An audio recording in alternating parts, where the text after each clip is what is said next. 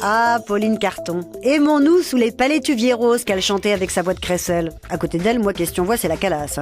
C'est vous dire le niveau où ce qu'elle chantait comme une casserole. Ça l'a pas empêché de faire des disques. Comme quoi, la voix, c'est très joli, mais c'est pas tout dans la vie. Le physique non plus, quand on y pense et qu'on la regarde, c'est pas tout. Et pourtant, Pauline Carton a été une grande star à sa manière et à son époque, c'est-à-dire dans les années 40-50, en interprétant les bonnes. À l'époque, on ne disait pas encore femme de ménage, encore moins agent d'entretien, on appelait un chat, un chien et une bonne. Et question bonne, c'était la meilleure. Elle était de tous les films de Sacha Guitry, notre cinéaste français le plus parisien, le plus frivole, le misogyne le plus élégant et le plus raffiné.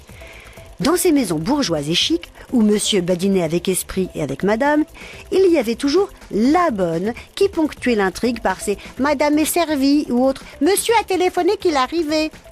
Et c'est ma Pauline qui les disait de sa voix aigrelette avec sa bouille de patates cuites, sa mouche chiffonnée, les bras croisés bien calés sous la poitrine. Ça, elle faisait bien la conne. Non, faisait, car en fait, elle était une intellectuelle originale qui habitait l'hôtel Meurice, rue de Rivoli, devant les Tuileries, et il y avait une petite chambre avec vue sur le jardin. Elle avait convaincu la direction de lui laisser une partie des caves dans laquelle elle avait établi sa bibliothèque de pas moins de 3000 bouquins. Sans doute l'idée de déménager et d'être toujours dedans les cartons l'a dégoûtée. Elle joua donc quasiment toute sa vie le même rôle, et si donner la réplique à Arletty ou à Jacqueline de Lubac lui laissait assez de loisirs pour lire ses chers livres, la vie était belle. Moi je dis, elle était pas cool la Carton.